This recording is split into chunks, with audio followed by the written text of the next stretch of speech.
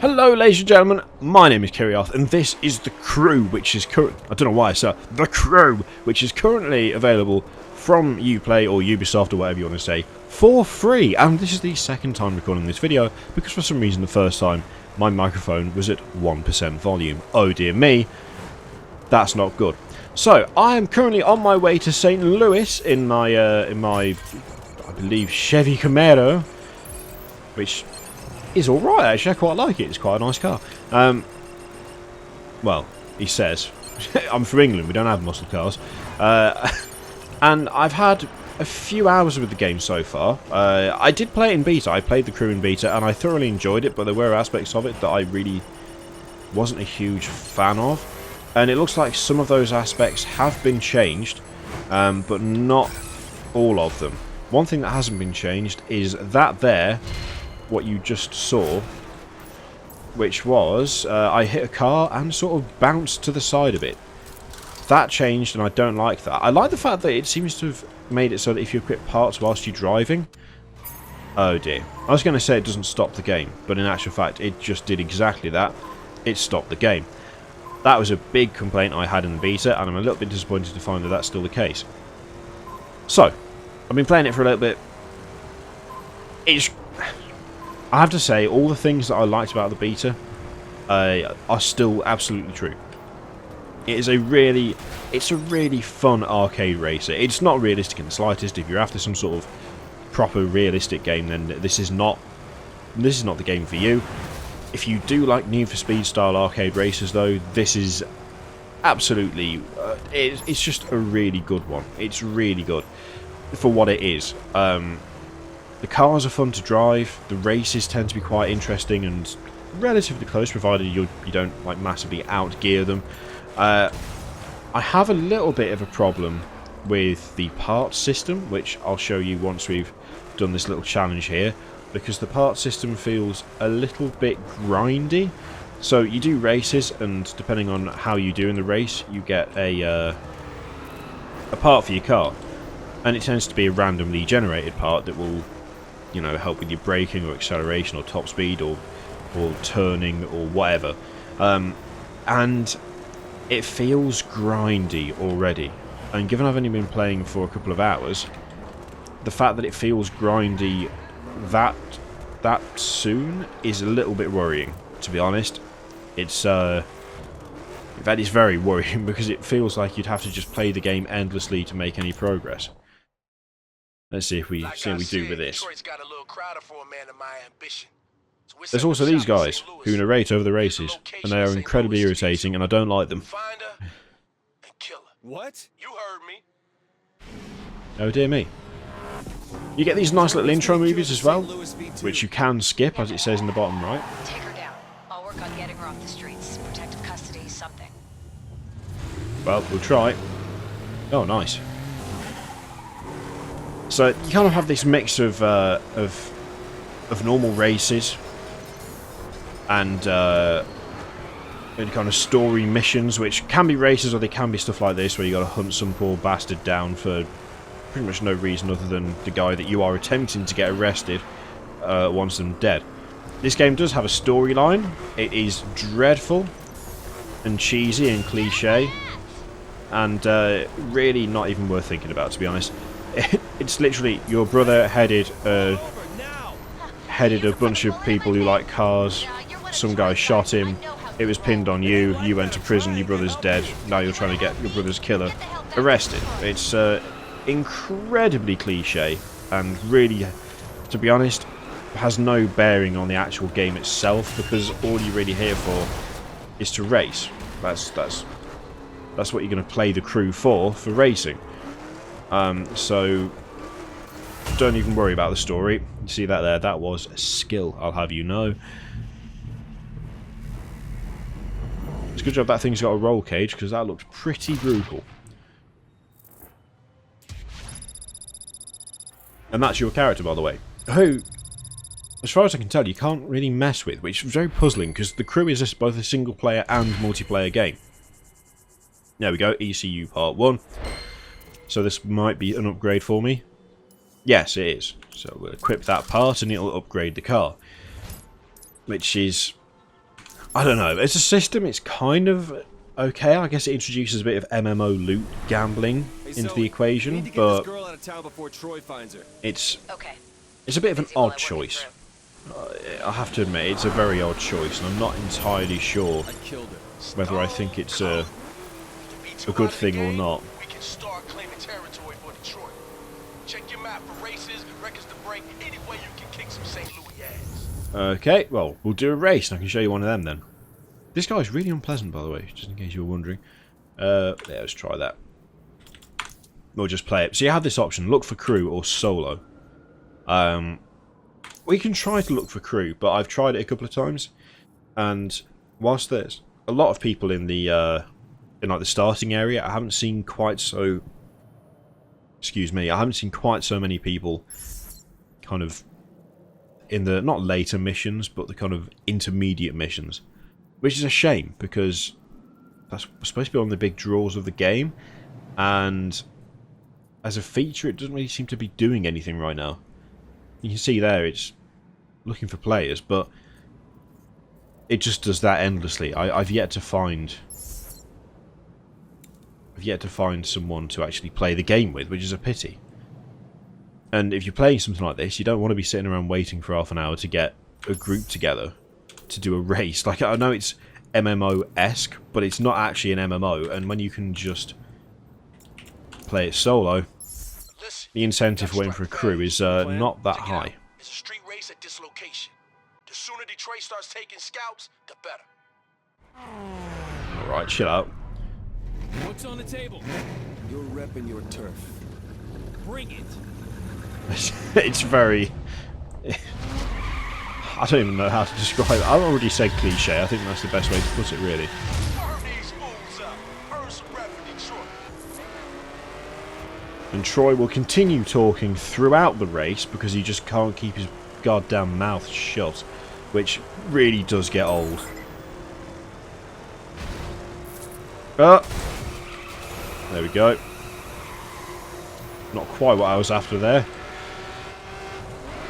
We're starting to get into the slightly more... they're not like insanely hard races now, but they are a bit more challenging than the early ones, where it is literally like... It's like you're racing someone who's driving a mobility scooter. It's really not a big deal beating them. But now we're starting to get closer to cars that can actually keep up with yours. Which is obviously good, you know, you want the difficulty curve to go up a bit.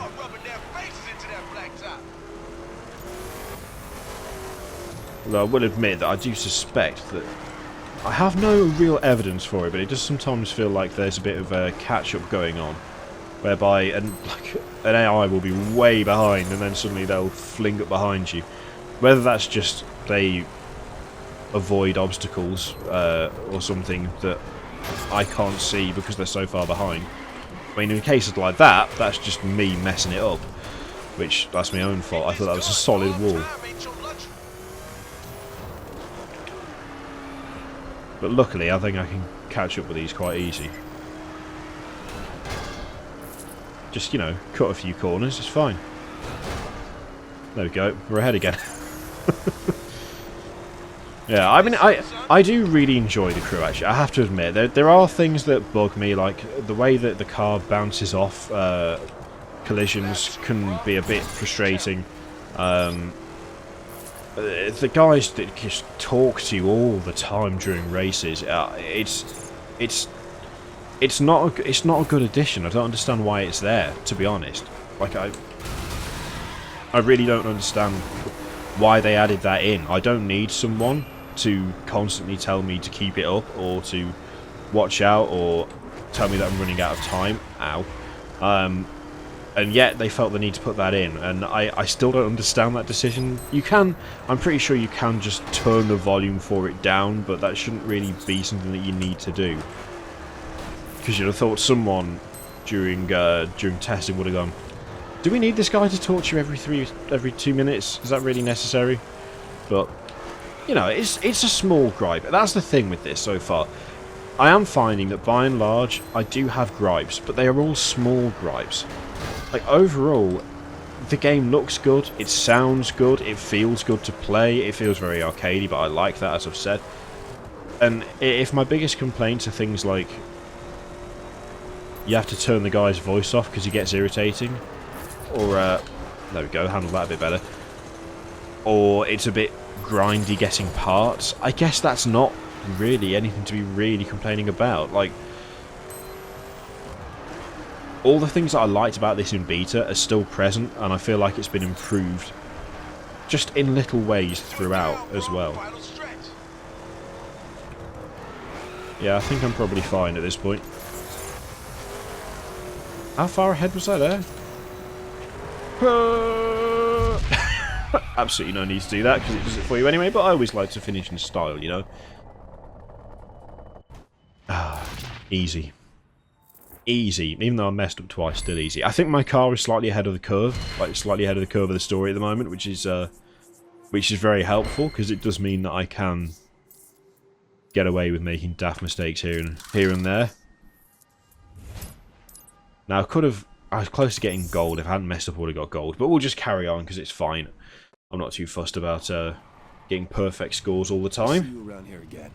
I'll take a lot more than your territory. Get me? Harsh. Real harsh. We'll have to have a look at some of the other cars as well.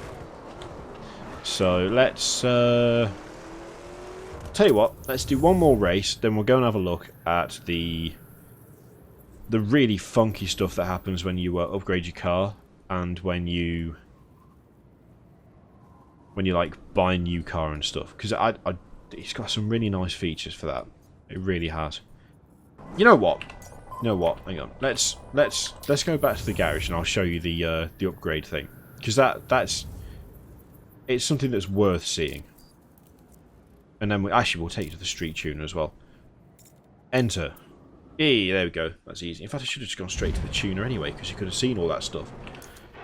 So you got this little hangout where you can see all your stuff and see what cars you have. There's so much stuff. Dirt, perf, raid, circuit. It just gets ridiculous. Oh, and you can. Okay, so you can buy cars for real money. I don't see why you'd want to be perfectly honest. I genuinely don't. I don't know why you'd bother, because the stuff that's in the game so far looks to be absolutely fine. Oh, so we could get... yeah, these are the starter cars. Don't have enough for that or that. But yeah, you could buy those too. Standard and extreme. Again, I'm not entirely sure how those two... I think extreme also relates to... I think that's Wild Run stuff, Drift, Monster and Drag. Anyway, let's go to the tuner and you can have a quick look at that. Unless I can do it from here, which I might be able to, thinking about it. Ah, performance. Okay. So, upgrading your car, I really like the way this works. I genuinely do. I think it's a fantastic way of doing it. So, like when you install upgrades, you kind of get this crazy kind of blown up view of the car. Yeah, go on then. And yeah, it looks really good. Like when you go to say I want to change the front bumper, I can't at the moment, but ooh, you know what? Let's go to the tuner and actually have a look at putting new stuff on, because that's the best way to do it, I think. Get out. I want to leave. I want to leave so I can go just down the street, but we'll fast travel because we're lazy. It's a driving game. Let's fast travel. And enter. Okay.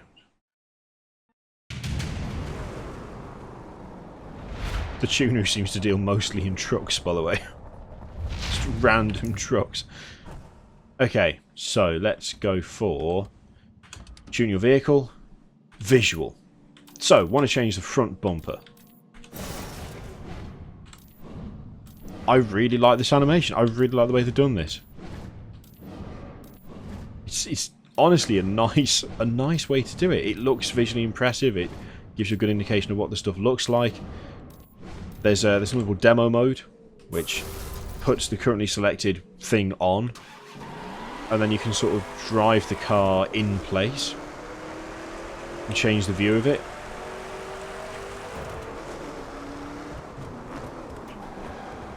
It's, yeah, I do stuff like this. It's a nice touch. You don't need it, but it's nice that they've done it regardless, you know.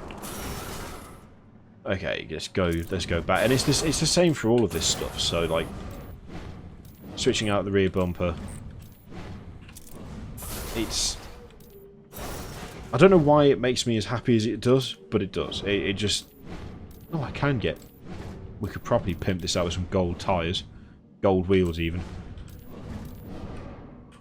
But yeah, there's loads of customization options. You can pretty much make, I think, any car look any way you want it to.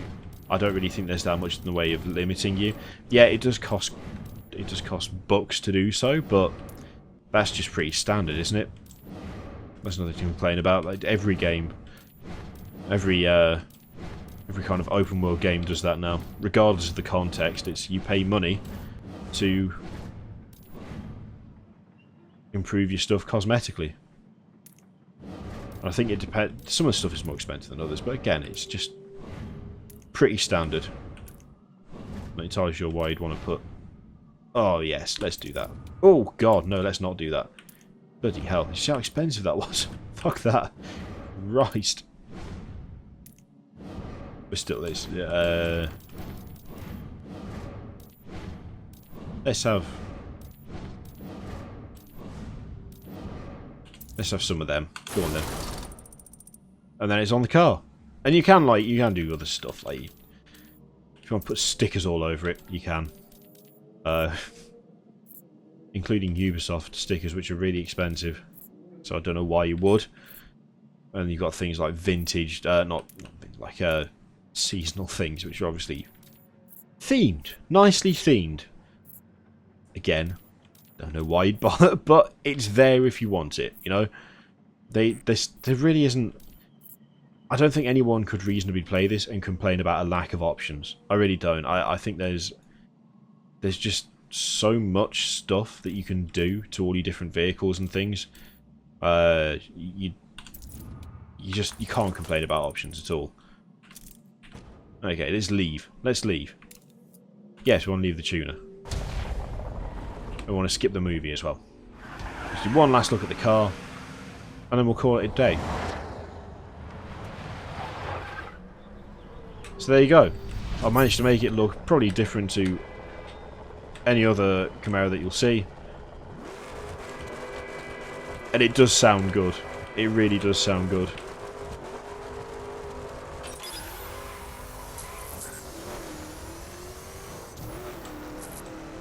All in all, it's definitely worth a look.